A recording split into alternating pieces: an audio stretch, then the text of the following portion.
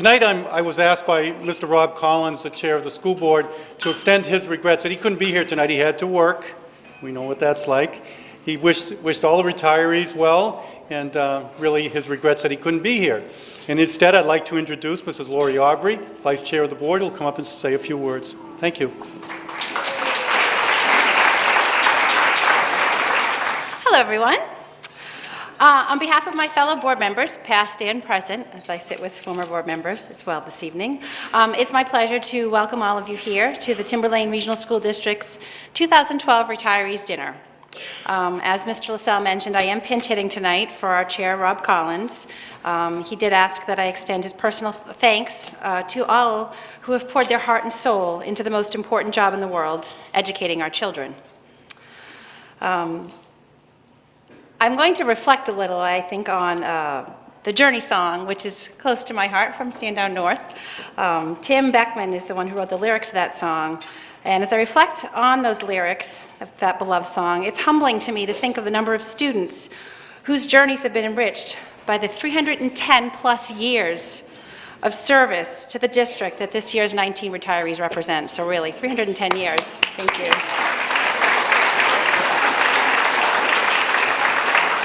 So I just would like to extend our wish to each of you that you all have a remarkable journey as you continue on, crossing any ocean and flying so high that you can touch the starry sky. So enjoy the evening. Good evening. We're going right into the main event of acknowledging our retirees. And for that purpose, I would like to introduce Kathy Deotis, the principal of Atkinson Academy, to come out to the stage.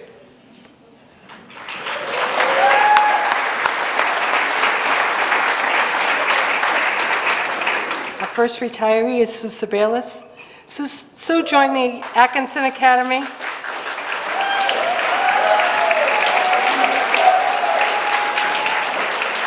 Sue joined the Atkinson Academy team in August of 1987 after receiving her Bachelor of Science degree in elementary ed from Lesley College.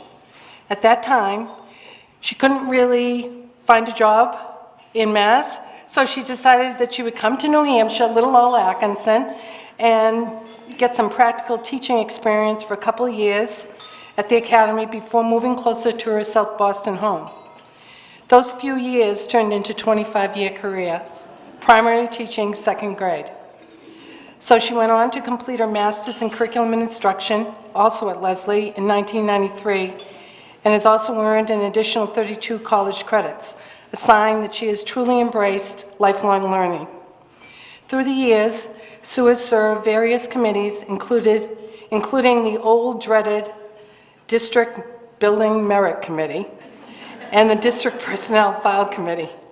Her colleagues have described her as a thoughtful, well-prepared educator and noted that her communication skills are among her greatest strengths. Sue's classroom has always been organized with everything in its place. Laura Ashley, Vera Bradley. More importantly, it has been a warm and caring community where students have welcomed and loved 6.5 hours a day, 180 days a year, for 25 years now. When asked, her current class described her as nice, generous, helpful, and caring. One student said that she helps us if we don't understand something, and another said, Mrs. Sabelis has made third grade the best year ever, because this year Sue did teach third grade. Spoken like a true third grader. As you make this transition, Sue, please know that the staff and the students at Atkinson Academy will miss you. There may be some hidden perks with your retirement, though. Morning walks to Castle Island can now become strolls. You can take all 3 personal days in a row, even if they come before a holiday. And you will no longer need to start your day logging into that Time Clock Plus. I know that Bob is a sailing enthusiast, and if he's looking for an appropriate name for his next boat purchase, because I'm sure he will, might we suggest strategic intervention? Many, many wishes on your retirement.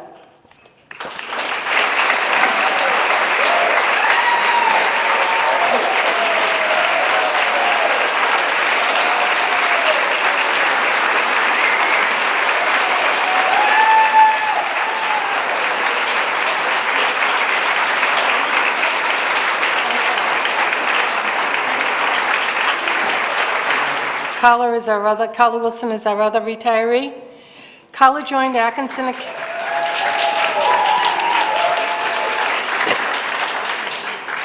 the Atkinson Academy staff in August of 1990 and has taught first grade ever since. That is 22 years of hats, gloves, snow pants, and boots before recess. That is 22 years of helping students open milk cartons, yogurt containers, and thermoses at lunch. And that is 22 years of lost mittens, stuck zippers, and snotty noses after recess. That alone is deserving of a restful retirement. Carla completed her Bachelor's of Science degree in Education at the University of Maine in 1966.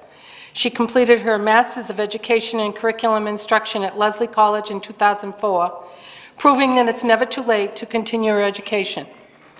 Carla has done many things at Atkinson Academy through the years.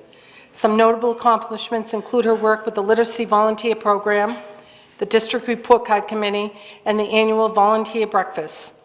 She has always mentored many newly hired teachers within the Timberlane Regional School District. Her colleagues have described her as a kind person and inspiring teacher. Her students mention that she's nice but strict. She is great at helping with writing, and she makes it okay when we get our spelling words wrong. Carla has always been excited and happy to come to work. She always has a smile on her face. One day, she was so anxious and preoccupied that she forgot to put her car in park and rushed into school as the assistants looked out to see Carla's car rolling down the hill to come to a stop in the neighbor's yard. The car was not harmed, but she was reminded by us not to be quite so enthusiastic to get to school. Carla is an exceptional grandmother and an avid gardener. One of her current students mentioned that Mrs. Wilson just loves it when I bring flowers from recess. I don't know where they're picking them from, but she actively served the mission boards at her church, library trustee, and regularly hosts University of New Hampshire students in her Durham home.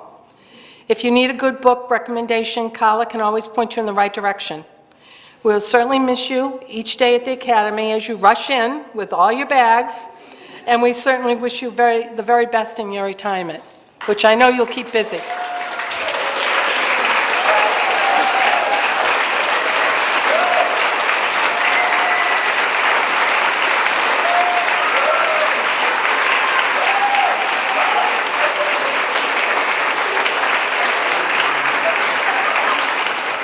Next on our program, we have Pollard School retirees, and to honor them, I would call Michelle Gatos, principal of Pollard School, to the podium, please. First up for Pollard School is Bob Crossman. Bob Crossman was hired in 1980 as a custodian at Atkinson Academy, and then in 1986 settled at Pollard, where he stayed until retiring at the beginning of this past school year. When word came out that Bob was retiring, people were in shock. He was a fixture at Pollard. He walked the halls, or probably more accurately, he drove around the halls in his Zamboni, as if it was his home. And truly, it was his second home. Bob often communicated not with words, but with a whistle. Every teacher and staff member knew who the go-to guy was. It was Bob. If you wanted to get into school during off hours, talk to Bob. If you wanted to get into if you needed a table moved, you talked to Bob. And if you needed a bookshelf or an extra chair, Bob always knew how to find one for you. Bob has already been missed this past school year, although he seems to make it in to say hi often, almost weekly. And if he can't make it in, he's either trying to get one of us to play Words with Friends on Facebook, or emailing us on his new Nook. While working, he often wrote the staff for special occasions: Christmas, Thanksgiving, first and last day of school, Mother's Day, staff appreciation, or just because. And so with that, I would like to write a poem for Bob, and here you go. And this has nothing, not even close to what you can do, Bob. Roses are red, because that's how we started. Violets are blue, we miss your hugs, but mostly we miss you. Happy retirement, Bob.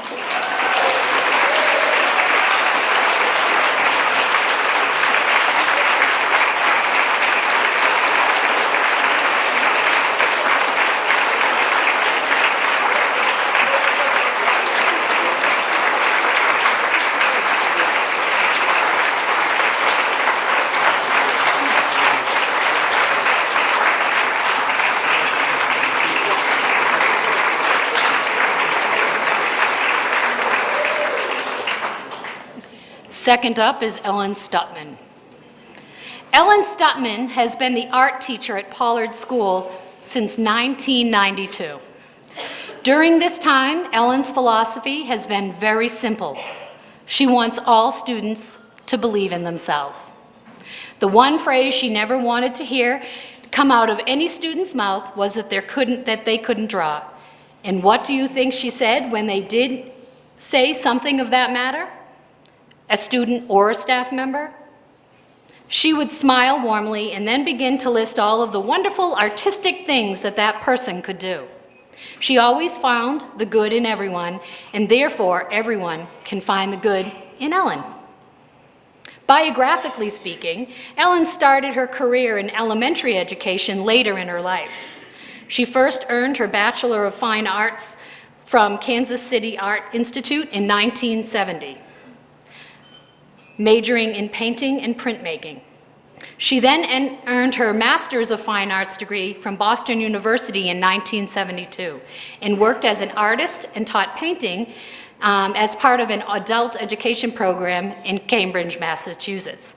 In 1992, she realized she needed to find steadier work and joined our Pollard family. The rest, as they say, is history. You may think that the mark that Ellen has left at Pollard may be a mural that we could look at and be reminded of her, or a sculpture in the school foyer, but no. Ellen will be remembered by the Pollard staff for her larger-than-life heart. She truly cares about both her students, her staff here at Pollard, and has made many connections that will not be forgotten. I have looked forward to her Christmas gifts each year, and often wonder what will happen to the cow, the pig, or the chicken that she has donated each year in my name. I'm not sure if they get eaten or not. Each summer, Ellen spends 3 weeks of her time in Vinyl Haven, Maine, vacationing with friends. I am sure that will continue, but now summer vacation is only defined by the weather, not by the beginning and ending of school. When I asked Ellen what she plans after retirement, she smiled and said that she would continue to teach adults in Cambridge and plans to continue with her own painting. Then she continued with a very long list. I will name a few. She is going to practice playing her violin, get better at navigating her new laptop, travel to Portugal in September, and dabble, get ready, in some politics. But mostly, she will enjoy her coffee and breakfast in bed a lot later than 6 a.m. You sound like you'll be busy, Ellen. We wish you the best, and please know your smile and positive attitude will be missed. Happy retirement, Ellen.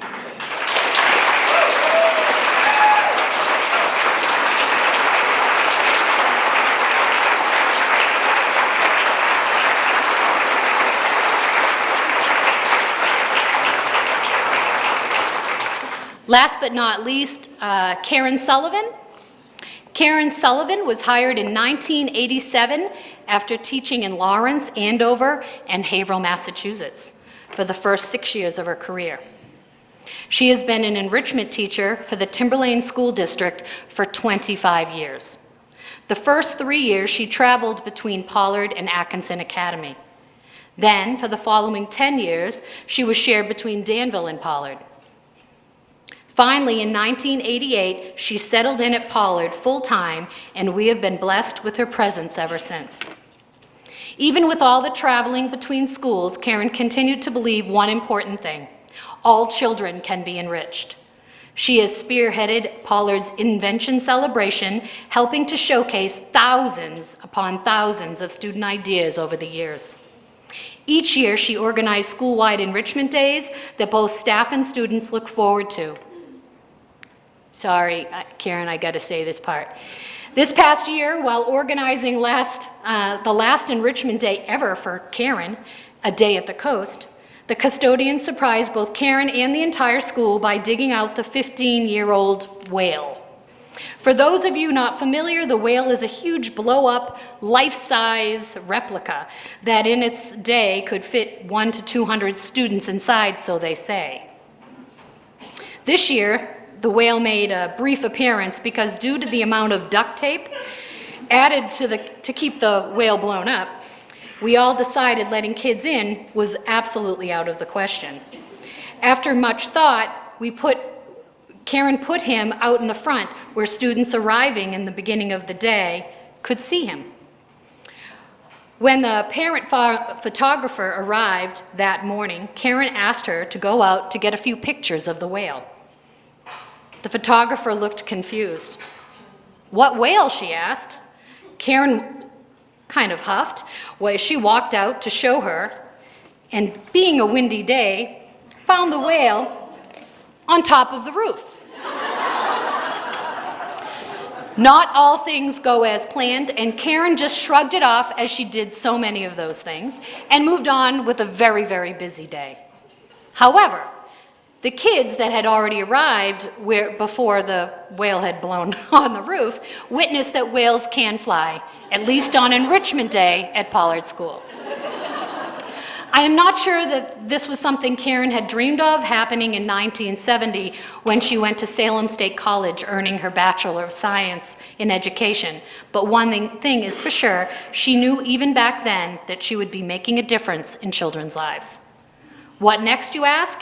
Karen said her husband and her plan on visiting their daughter and grandchildren in Florida, and will be moving to Orlando, Florida for the winters, and then in Hampton, New Hampshire during the summer. I think that's called a snowbird, Karen. And even though she may be retiring, Karen is not planning on forgetting her lifelong career. She tells me that she has already made plans to do some volunteer teaching in the area of science at a charter school in Orlando. She also wants to write some poetry again, and possibly children's books. And I have a good idea. I think you should talk to Ellen, because she's got some time and she can do the pictures for the children's books. Karen, we wish you the best, and please let us know when we can start coming down, because I think either way, Orlando or in Hampton, they both sound like wonderful retreats. Thank you, and happy retirement, Karen.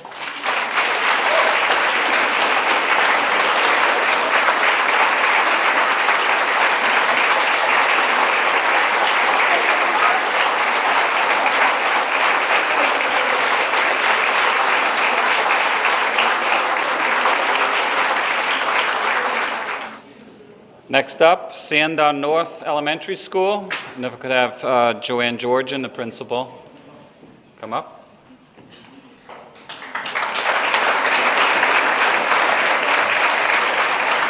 This is my opportunity to pay tribute to Sharon Hashford, the secretary at Sandown North since its opening in 2001.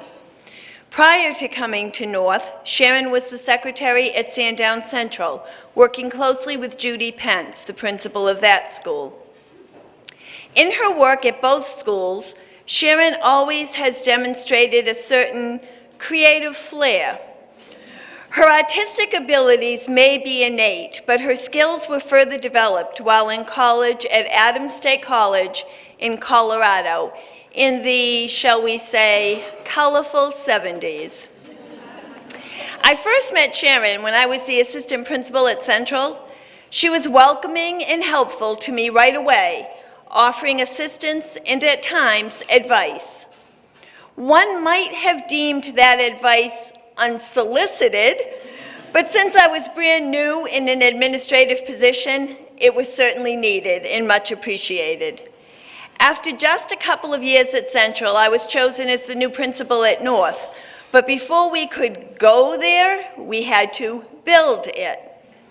I have to say we, because although I attended the fun meetings in the trailer on site, I often carried one or maybe many more of Sharon's messages.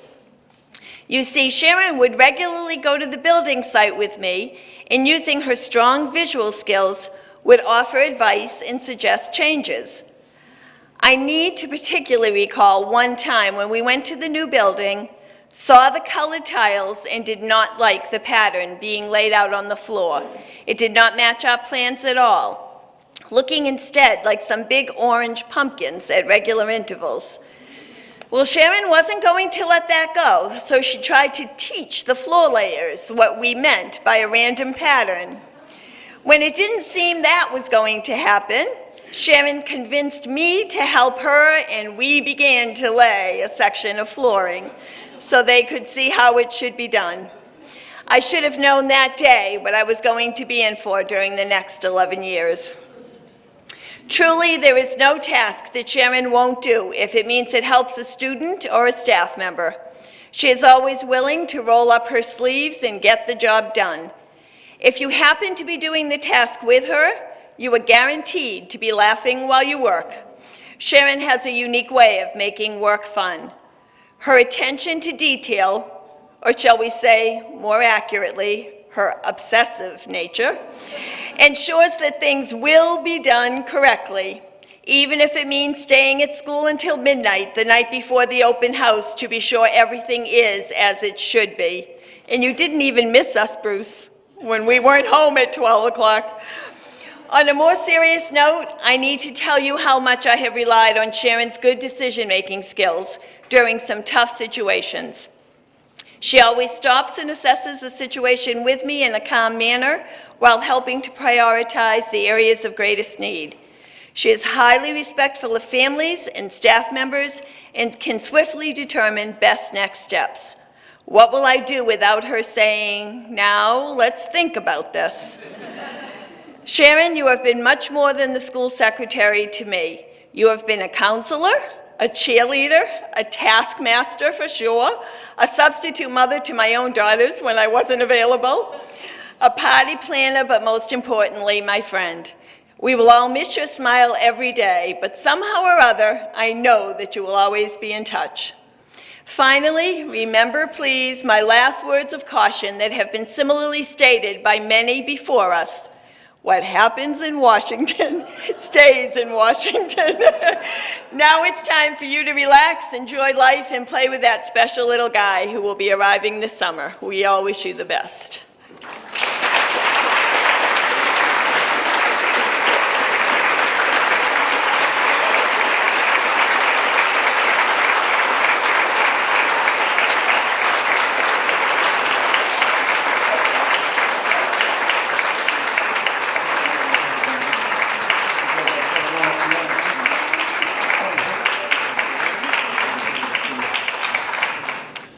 Moving on to Timberlane Regional Middle School, let me introduce Mike Hogan, principal of TRMS.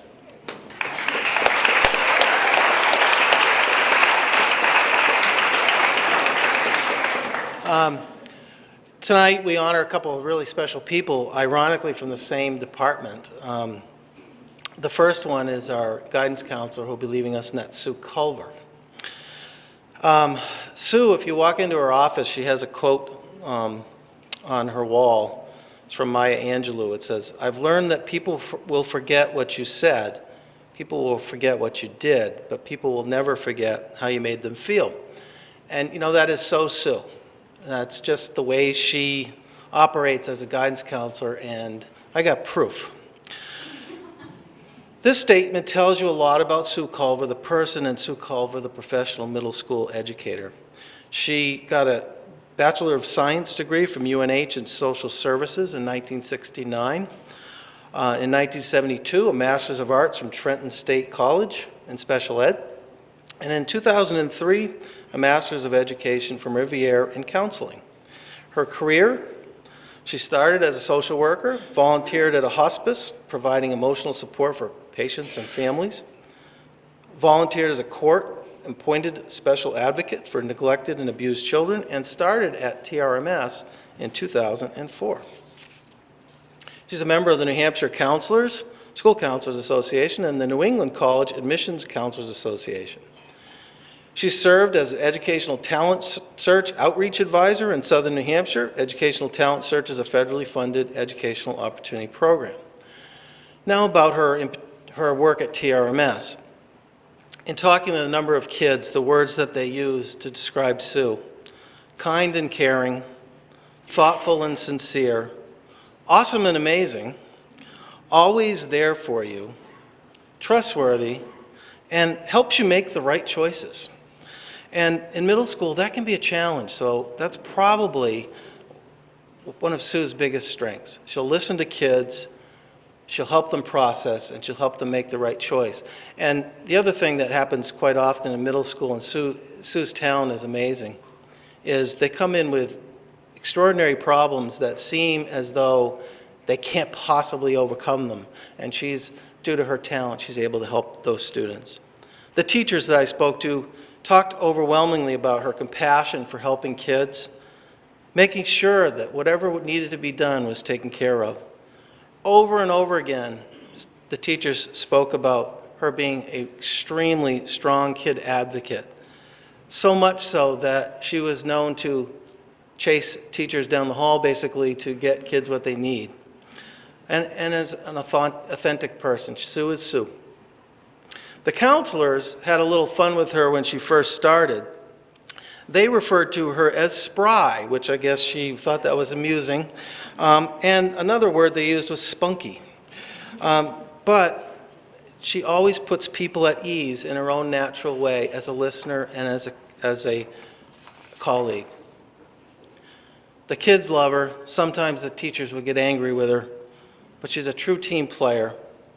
She helps keep drama at a minimum, and as you know, in middle school, you don't have to be in the drama club to have drama. When they come into her room, she's able to help them sort through some of their issues. They're very comfortable talking with her.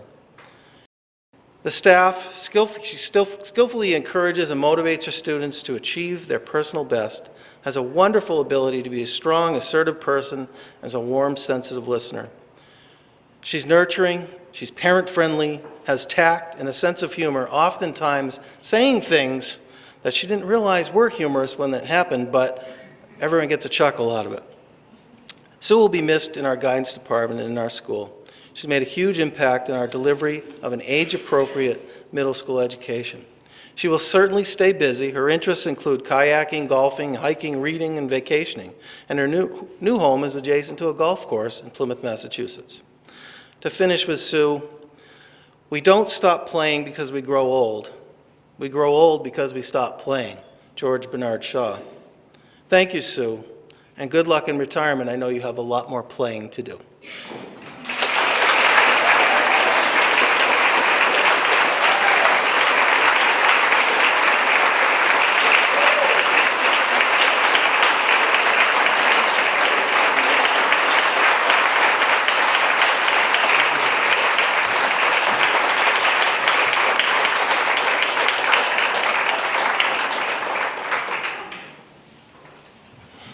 And again, as I said, both people from the middle school come from the guidance department. Our second honoree is Patricia Williams. Patty Williams is, without a doubt, one of the most dedicated people I've ever worked with. In the morning, she's there before everybody. Apparently, she gets up around 3:30 in the morning and just can't wait to get to school. From 2001 to 2003, she was a health office secretary, and since 2003, she's been the guidance department secretary. This spring, she received a special recognition from the New Hampshire Association of Middle-Level Educators on nominating her for her significant contributions at Timberlane Middle School. She is retiring this year. Well, when I asked her for a job description so that I might use that to screen applicants who would take her place, Patty produced a 2-page, single-space bulleted letter with over 50 responsibilities. I looked at the list and said, this person doesn't exist. Patty always puts kids first. Here's what some of the students said about her just today. She is welcoming and giving, generous, she gives out candy, nice, sweet, helpful, she fixed my schedule. She will tell you that she will give you a note, give the note to the counselor, and make sure the counselor gets it when they come back. In speaking with the counselors regarding Patty, one of them stated, "Where do I begin?" The counselors then described her as a grandmother/mother rolled into one, a great tour guide. One reason you come to work is Patty. She'll put a smile on your face every day. Someone who is exceptional with kids in crisis, a caring and kind person who always has a personal touch, remembering birthdays and milestones with cards and gifts. She's really into holiday decorations. She is timely and organized. One counselor stated that she will help students and staff in any way she can. Sometimes she uses loving annoyance to track down teachers, to get them to act on pressing issues. As the principal of our school, one of the first building renovation projects we did was to modernize the front office area and to create a new guidance suite. The idea was to make the guidance office the first area you see when you enter the building, making Patty Williams the first member of our community that you would encounter. That was a brilliant administrative move. Patty has exceeded the standard in meeting the needs of students, teachers, and parents in a professional and welcoming manner. People really don't understand how many things she does each day. She has organized and planned our annual career day for grade 8, works with administration and counselors to award students for character and citizenship of the month, just to name a few. Patty speaks proudly of our school to everyone. She's an authentic human being who makes everything a little easier for everyone around her. It will be difficult to fill her role next year because she has set the standard for excellence very high. I will personally miss having someone every day say, "Can I help you, dear?" Even me. We'll miss you, Patty, and your legacy will live on.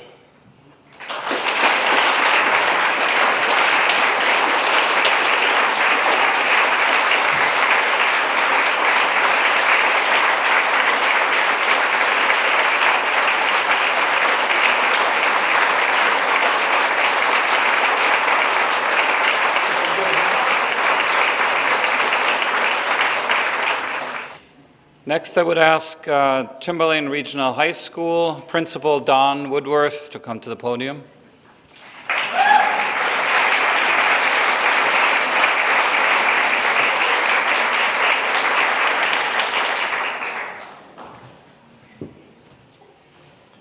Thank you, Winfried. Mr. LaSalle, school board members, fellow educators, and guests. It's a really tremendous night. I'm enjoying hearing these stories. I have 5 from the high school to add. We're very pleased, with this crew. We're going to miss them. They've been a tremendous part of the Timberlane culture. We start with Al Bradley.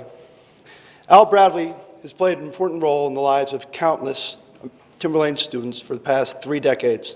However, his professional career took root in Massachusetts. He earned a bachelor's degree of science in education in 1971 from Salem State College, and a Master of Education degree with a major in health education from Boston University in 1973. Al began his teaching career at Whittier Tech, where he taught math for 25 years ahead of moving to Tewksbury in 1999, where he taught middle school math until 2007. Retiring in Massachusetts, Al has been with us at the high school ever since. Al and his patient and understanding wife, Kathy, are Atkinson residents. His 4 proud children are here tonight, made a trip and joined him, and we're so proud to see them all here tonight. Thank you for coming. And they had all great success at Timberlane High School. I've been fortunate to know Al through shared experience as parents and through a shared passion for Timberlane Regional High School, and we shared a lot of times on the athletic fields as our children went through at similar times. Al's volunteered his time to help the high school track team host meets, almost always running the high jump competition. He's helped coach pole vaulters, and he's traveled to all corners of the state to root for his kids as they participated in Timberlane football, soccer, track, and tennis. The success of the Algebra 1 Algebra Lab co-teaching approach that we have at the high school is due to the work of math teachers like Al who have teamed up with the special educators at the high school to make sure that all students make it through algebra as freshmen. It's having a tremendous impact, making kids able to go further with their education. Al will retire from education, but he will continue to do electrical work in the area to help pay for the golf lessons that he needs so badly. I want to thank you, Al, for finishing your successful career in education with us at the high school, and I wish you and Kathy the best in your retirement. Spend time with your grandchildren, improve your golf game, and enjoy fishing at your cottage in Maine.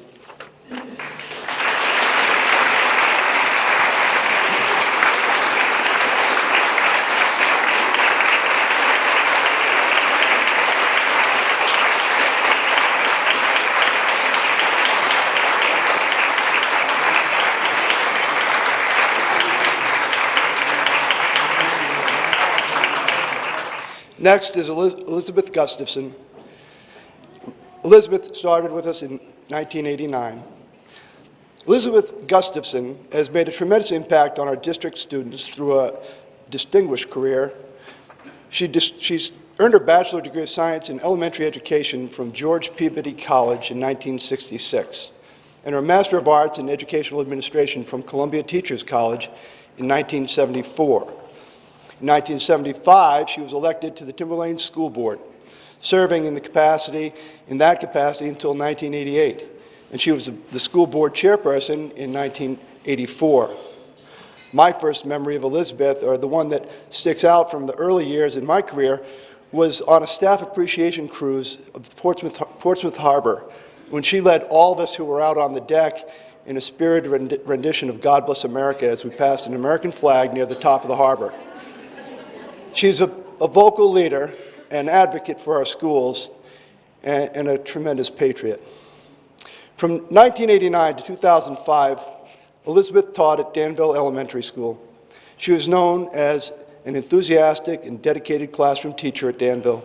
One of her evaluators, I don't know if it was Dottie Beauvais or who, but she said, "Elizabeth makes the classroom come alive." In 2005, Since 2005, Elizabeth has run the Induction with Mentoring program that she, along with Patrice Liff, created. That program has become the model program for the state of New Hampshire and has been recognized nationally. Through this program, Timberlane has provided our new staff with personalized support as they transition from other schools or begin their careers. Elizabeth works closely with the district principals to determine the suitability of candidates for all positions based on highly qualified status and certification. She's worked closely with the State of New Hampshire Department of Education to ensure that Timberlane teachers meet the highest standards. And she's worked with all new teachers to help them excel in the classroom. She wants me to let the school board, the administrators of the district, everybody here, that she appreciates all the support and hard work that has made Induction with Mentoring the great program that it is today.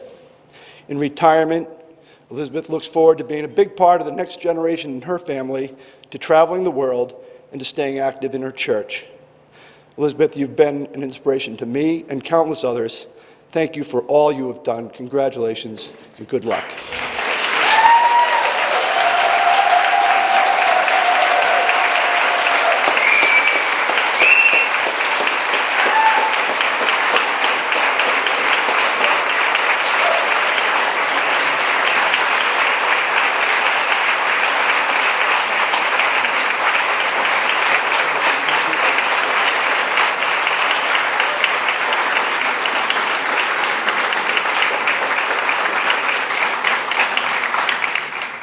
Next is David Morse.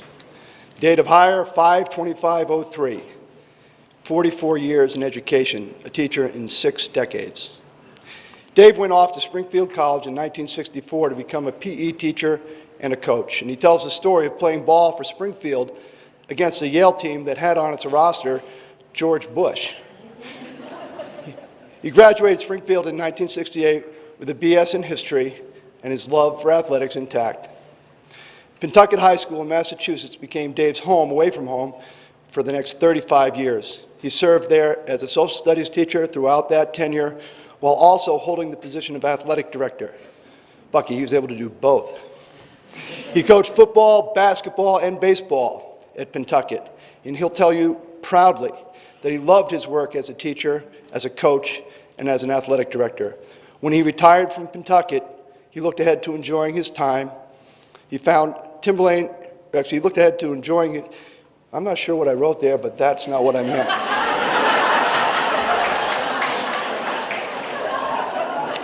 I think what he really wanted to do was retire and enjoy himself doing nothing. But we were in need of a teacher last minute for a maternity leave, and we gave him a call, and he said he'd work for us for a little while, and that little while lasted 9 years.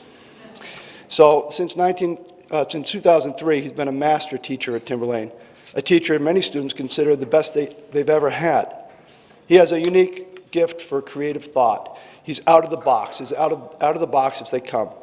He's been the poster boy for performance-based education. He transforms his classroom into battlefields and shanty towns. He wears costumes, tells stories. He overwhelms students with his enthusiasm. They say he's got a barn full of costumes and gimmicks. His students never know what's in store for them, but they won't come late because they don't want to miss what's going to happen or deal with the interview that follows. Dave has run workshops to help teachers share their expertise in order to better develop their skills. He's been a leader in the American Studies PLC, has seized every opportunity to poke fun at the high school administration, all while operating off of his undersized, overloaded cart. Dave and a group of musically inclined teachers and staff members gather regularly to sing and to play guitars. He showed me a few pictures of his first band the other day, the Yankee Peddlers. And though he looks a little different, the joy that he displays in those pictures is apparent, and it's apparent in every moment that he's in front of students, peddling social studies or spinning a tale. Dave and his recently retired wife, Linda, look forward to their future, have no particular plans, but hope simply to enjoy their family and to enjoy their hobbies for a long, long time. Thank you, Dave. Please keep available for a late call, or maternity leave may be coming. A long-term substitute position, but I promise it won't be 9 years.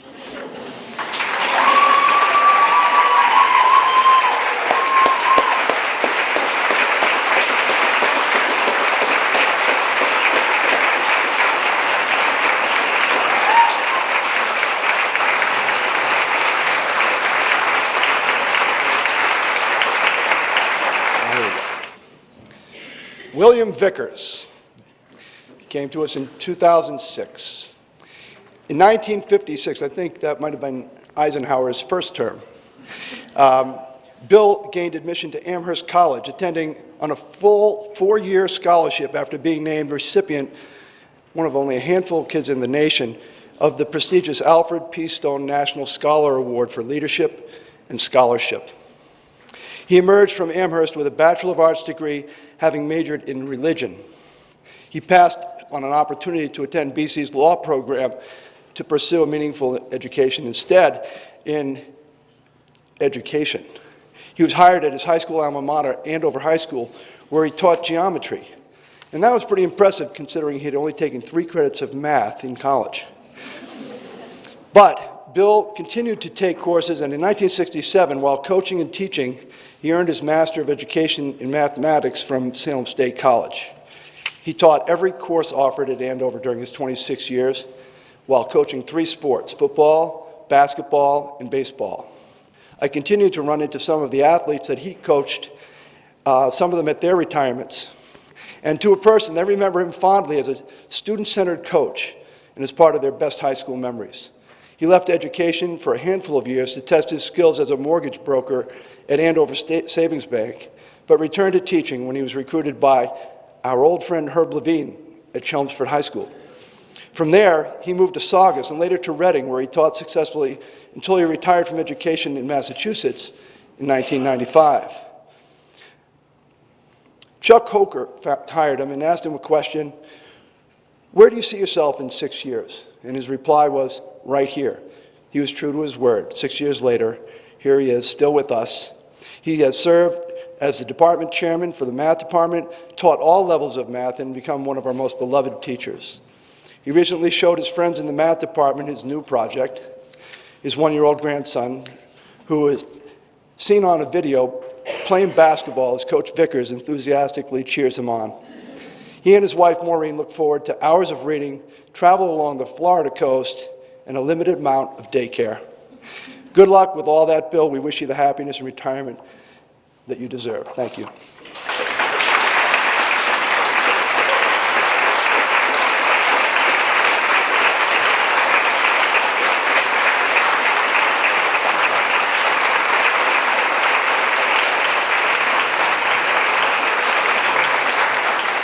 Next is Elizabeth Betty Noel.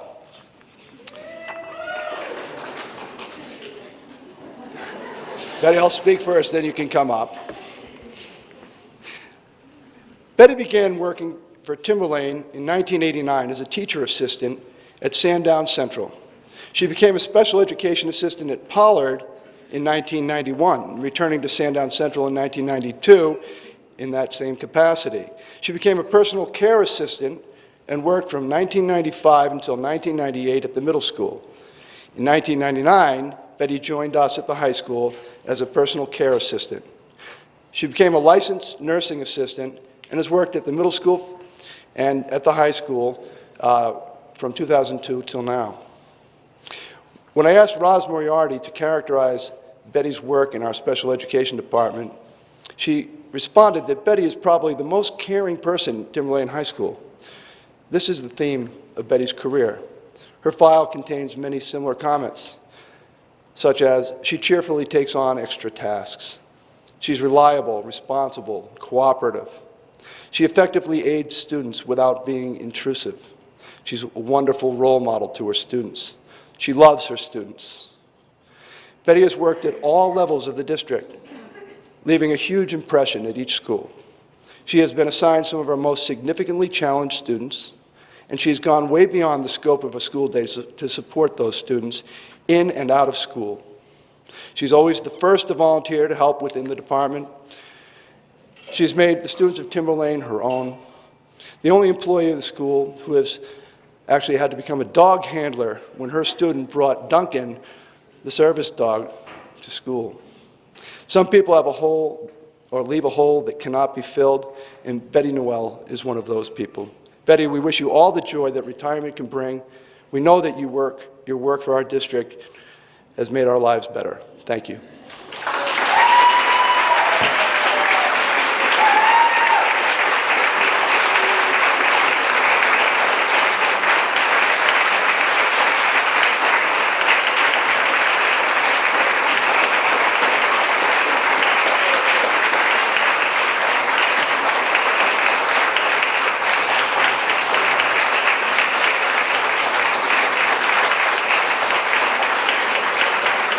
Before Roxanne Wilson gets called up to present to John Hayes and others, I just wanted to present John with something that was given to me by Marilyn Prell, who last time I was up here ran up and did this presentation. So she caught me earlier tonight and asked me to give this gift, which is a Beatles CD that we want to give him because a few years ago, I think it was 2006, after a period of a lot of rain, all of a sudden, the sun came out. And right afterwards, over the loudspeaker, John Hayes was singing, "Here Comes the Sun." So here's the album that came from. John.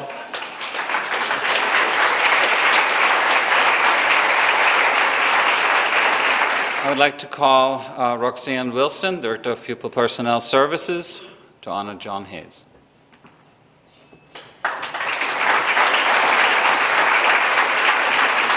Thank you. I feel a little disadvantaged here because I'm the newbie, and I haven't had a chance to work with a lot of you for the number of years that I've heard reference to tonight. But it is special that we're all here celebrating everyone who has given their years of service to Timberlane, and I'm glad to be part of it. And I'm here to pay tribute to John Hayes. John Hayes graduated from Westchester State College in 1968 with a Bachelor of Arts degree in history. He then served his country in the United States Navy for 4 years. He completed his master's at the University of Rhode Island in library science and a master's in education, concentrating on psychology. In 1989, John completed a doctorate in psychology in Chicago. In John's early career, he found himself as a librarian at St. Mary's College of Maryland and DePaul University. His interest in psychology and trying to figure out how kids learn led him to jobs in several private settings, such as the Center for Life Management and New Hampshire Hospital, where he conducted therapy with children and helped them along their road. He brought that perspective when John joined Timberlane as a psychologist in 1996. John has been working for Timberlane for 16 years. He has mostly worked at Pollard and at the high school. In his time at Timberlane, John has had quite a few different work spaces. At the high school, he started off working in a storage closet. But he's made progress because now he has a very nice high school office that was once a boys' restroom.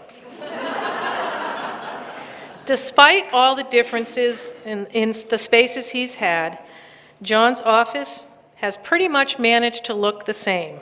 The same chairs, the same desk, the same undecorated walls. John likes to attribute this to his specific learning disability in the area of decorating and interior design. Over the 16 years he has been with us, he has guided many IEP teams in determining how to help students learn.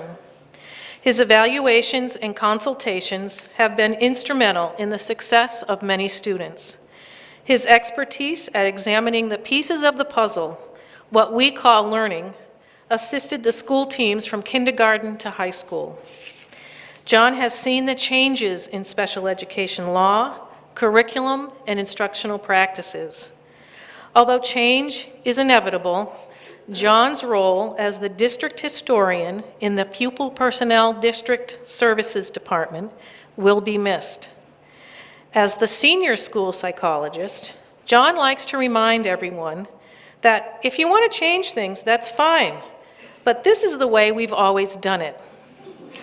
Well, John, things are about to change at Timberlane, and we will all definitely miss you very much. We thank John for his service and his unwavering support of the students who labor to learn. John is always sensitive to the individual needs, and that is at the core of what education is. John, the Timberlane School District has benefited from your tenure. Yes, there is life after Timberlane. John will enjoy spending time at the beach, teaching at local colleges, taking his dog Jake for walks, and spending more time with his family, his wife Connie, and 2 boys, Matt and Jeff. Also in his free time, John does not plan to attend any IEP meetings, score any more protocols, or write any more reports. John, we wish you a very happy retirement and time to get back to your library books.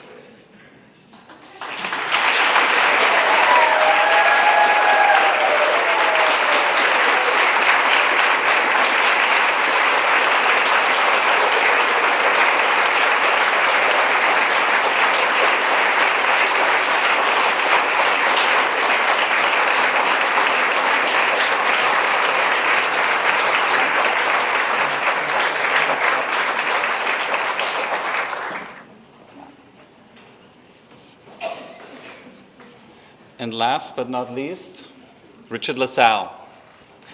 After a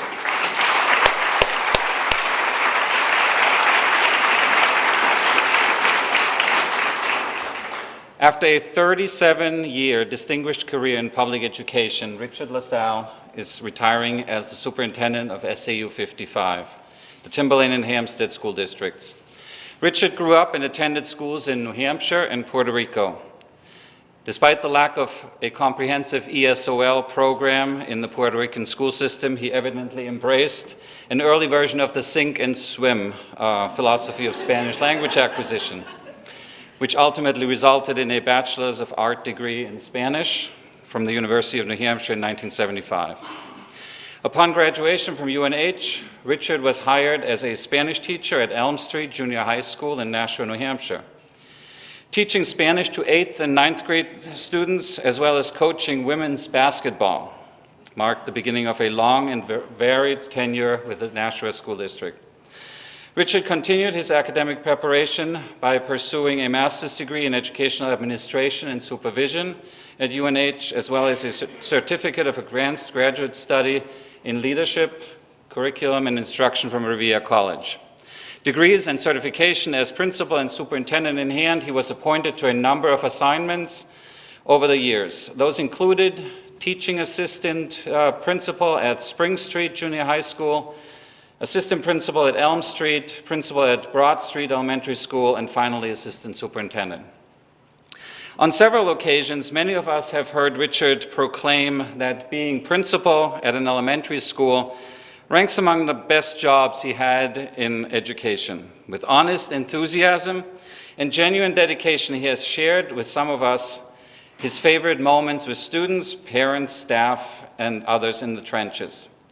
He was even overheard saying that he had so much fun as elementary principal that he would do this job for free.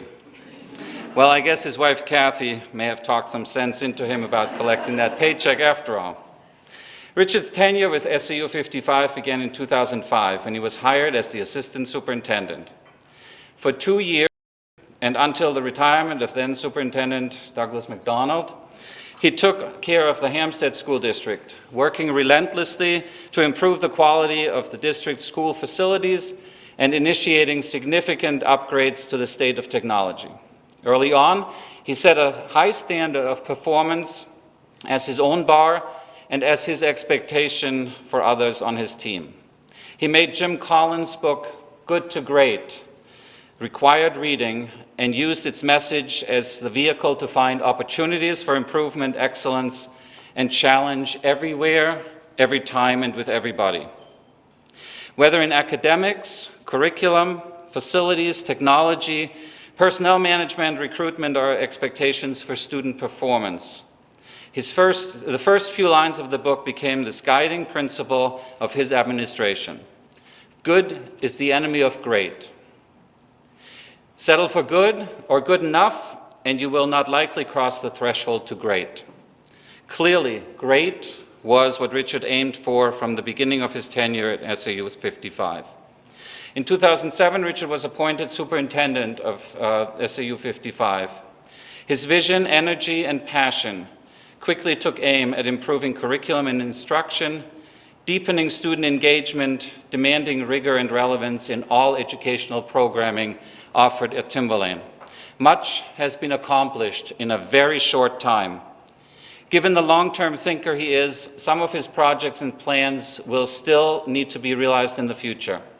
But we are all proud and thankful to him for the tremendous difference he has made for the Timberlane and Hampstead schools during the last 7 years.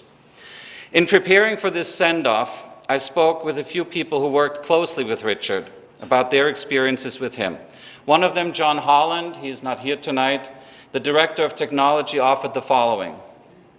With Richard's department, and I quote, with Richard's departure, we are all losing a great superintendent. In addition, the technology department is losing a valuable assistant. It would be unlikely to find another superintendent in New Hampshire who has the same level of technology savvy and expertise as Richard does. With Richard's foresight and guidance, we now use technology to locate and hire teachers. When the new teachers arrive, we use technology to make them clock in, and now we use technology to evaluate them. We will always think of Richard with each and every clock in, quote end. Of course, I also had to consult the resident SAU storyteller, Mr. Scott Strange, for a few tidbits on Richard. Here's what he offered. One of the finest qualities of Mr. LaSalle is his undying support of any teacher's effort to bring the classroom alive and expand the lessons beyond the four walls. Every once in a while, he steps out of his own office to become an ambassador for the district and joins teachers and students to travel to other parts of the country to fly the Timberlane flag. There was his trip with the Hampstead students to Puerto Rico, where his Spanish-speaking skills gained access to little-known beaches and tourist spots throughout the island. There was his trip to Hawaii, where he was the only one of 2 people to wear a suit coat at the Kamehameha campus, drawing oohs and ahs from the students. They knew immediately they were in the presence of power because the only other person who wears a jacket in all of Hawaii is their school's president. When the 2 of them were standing together on campus, people were in awe of the jackets and both being in the same place at the same time. Truth be told, when Richard learned that the only other person wore a jacket, he said, "If he wears one, I'm wearing one. Then he will know who he's dealing with." Don't think that that it's all glamour trips, though. Richard also accompanied our teachers to Dayton, Tennessee, when their film on the Scopes trial was to be shown in the actual courtroom where the trial took place. He brought all of his Nashua charm to the Evangelical Church in Dayton, to the local diner for Southern Fried Chicken, and to the event itself, where he met Superintendent of Schools for Dayton. He immediately dubbed Dayton's superintendent, quote, "not up to speed," because he was not wearing a jacket. He obviously did not know the protocol for such things. He had some other things to say about him too, but we are in mixed company. So Richard has always been a visionary, looking beyond the horizon and supporting anyone else who was brave enough to do so, quote end. Thank you, Scott, and thank you, John, for sharing. Richard's retirement won't be for long. After a short and well-deserved vacation in July, he will assume the role of Executive Director for Ceresc on August 1st. I am certain that Richard is not done yet with creating new ideas and leading this organization to new heights. Allow me, therefore, to send him off with a few lines from the work of the fine American philosopher and educator, our cherished Dr. Seuss. Oh, the places you will go. Congratulations, today is your day. You're off to great places. You're off and away. You have brains in your head and you have feet in your shoes. You can steer yourself any direction you choose. You're on your own and you know what you know. And you are the guy who will decide where to go. Oh, the places you will go. You'll be on your way up. You'll be seeing great sights. You'll join the high flyers who soar to high heights. You won't lag behind because you'll have the speed. You'll pass the whole gang and soon you'll take the lead. Wherever you fly, you'll be the best of the best. Wherever you go, you will top all the rest. Congratulations and best wishes from all of us.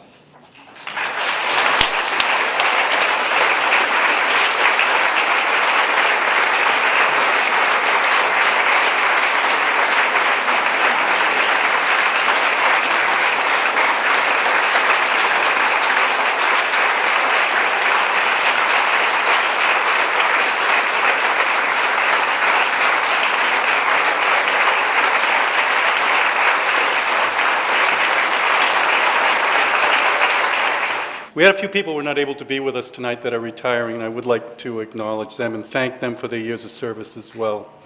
So I'd like to thank John Difffield, custodian at Atkinson Academy, for 22 years for his service. I'd like to thank Ann Lake, special education teacher at the middle school, for, wish I'd brought my glasses, 20 years.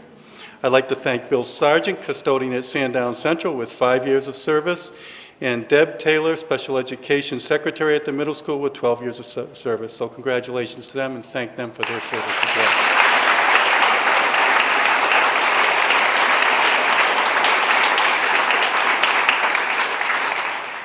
Closing remarks. I get to have the last word for the last time. How cool is that?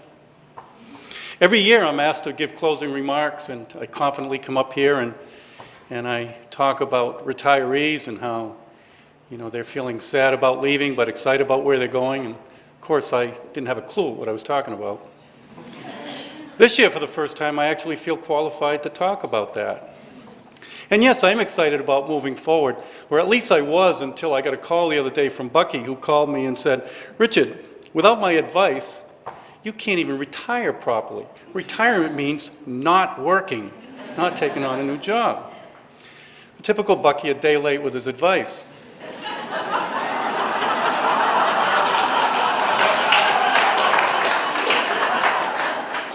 But then that's not the worst of it. The typical Monday night quarterback, he came last week, and he advised me that I probably had no future on the television show Axeman. And I thank you for that. And yes, Coach, if you haven't heard, they left Pedro in too long. Yes, it is sad. It is happy to move on to the future, but mostly, I guess, what I'm feeling is sadness, and I blame all of you guys for that. But I would like to thank all the retirees for all their service. I would like to congratulate you, wish you the best in the future, and thank all the family and friends who came and made it a special evening. Thank you, everybody.